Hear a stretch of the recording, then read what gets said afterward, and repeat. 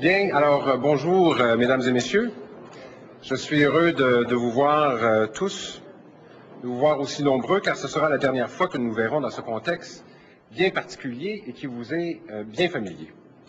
En effet, j'ai informé ce matin la présidente du Parti québécois, Mme Monique Richard, que je quitte la direction du Parti québécois.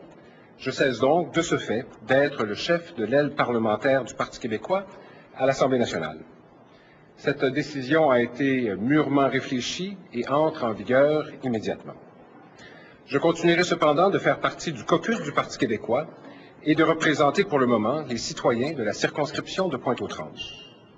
J'ai été très honoré de représenter les membres du Parti québécois et je me suis toujours senti tout à fait privilégié d'avoir été choisi dès le premier tour par 54% d'entre eux. J'aimerais en outre saluer tous mes collègues, et plus particulièrement Diane Lemieux, Stéphane Bédard et Agnès Maltais, de même que Nicolas Gérard et tous les autres que je ne peux ici nommer, mais qui se reconnaîtront. Depuis des années, ils me soutiennent, me conseillent et m'aident de façon dévouée, mais aussi de façon très sincère. Je les remercie de même manière. Je voudrais aussi souligner l'appui indéfectible de M. Jacques Parizeau, cet appui qu'il nous a constamment manifesté. Je l'en remercie chaleureusement. J'ai une pensée aussi tout à fait particulière pour les électeurs des circonscriptions de Gouin et de Pointe-aux-Trembles qui m'ont gratifié de leur confiance à plusieurs reprises depuis plus de 18 ans. Merci à vous tous, merci à vous toutes. Je tiens à indiquer jusqu'à quel point mon amour du Québec et mon attachement au Parti québécois demeurent entiers.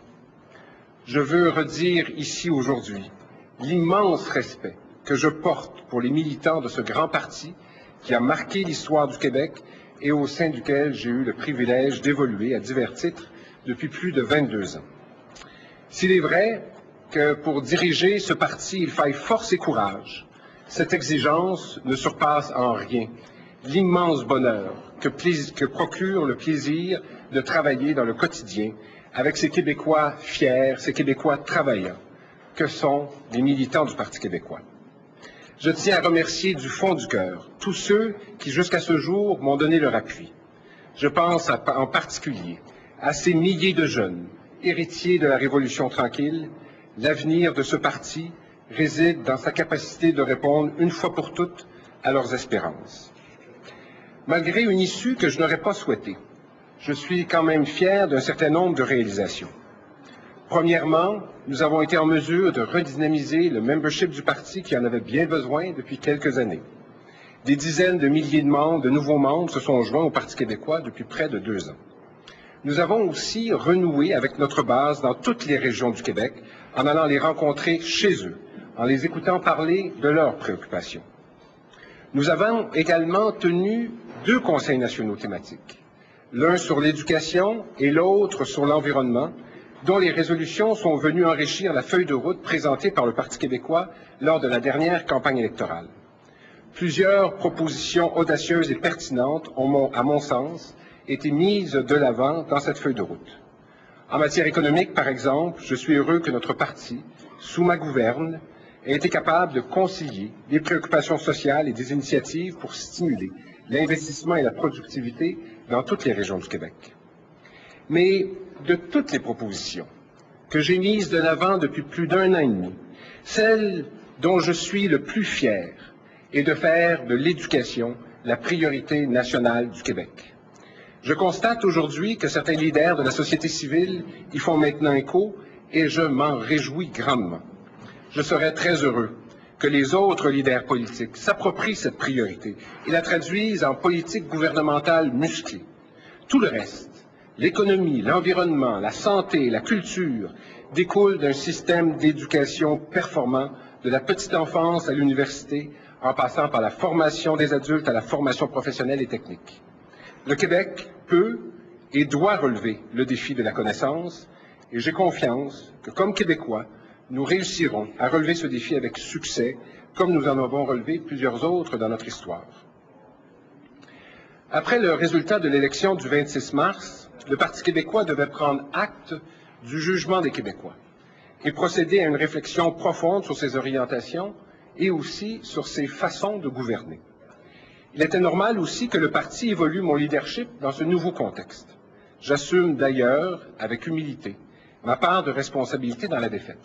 Toutefois, l'intensité de la remise en question du leadership ne me permet pas de procéder à l'essentielle réflexion que doit faire le parti sur le fond des choses, dans la sérénité nécessaire pour conduire un tel exercice. J'aurais bien aimé contribuer à cette réflexion comme chef du parti. Ce n'est désormais plus possible, quelqu'un d'autre devra y présider. Depuis mon accession à la direction du Parti québécois en novembre 2005, j'ai connu des moments de grand bonheur, mais aussi des épreuves que je ne saurais nier. Ces épreuves ont été à chaque fois des occasions d'apprendre et de grandir. J'estime avoir donné le meilleur de moi-même dans ce poste, mais les conditions actuelles ne me permettent plus de le faire. J'ai eu 41 ans récemment. Je suis encore jeune et j'ai encore beaucoup de choses à accomplir dans ma vie. C'est ça à quoi je me consacrerai dans les prochaines années. J'aimerais conclure sur une note d'espoir pour ces millions de Québécois.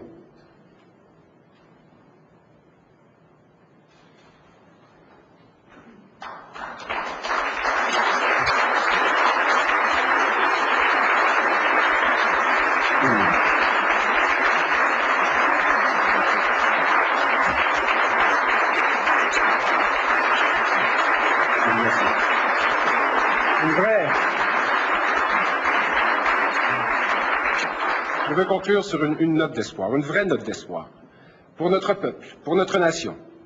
25 ans après l'exclusion du Québec de la Constitution canadienne, les fédéralistes s'avouent incapables de réformer la Fédération. Et l'Action démocratique du Québec de Mario Dumont commence déjà à reculer sur son vague désir d'autonomie. Je suis profondément convaincu que ce peuple francophone en Amérique reprendra un jour ses droits et qu'entre la résignation tranquille et sa liberté, cette brave nation choisira la liberté. Je souhaite du courage, je souhaite de la détermination aux militants, aux élus du Parti québécois et à mon successeur, et les assure de mon soutien indéfectible. Vive le Québec. Je vous remercie.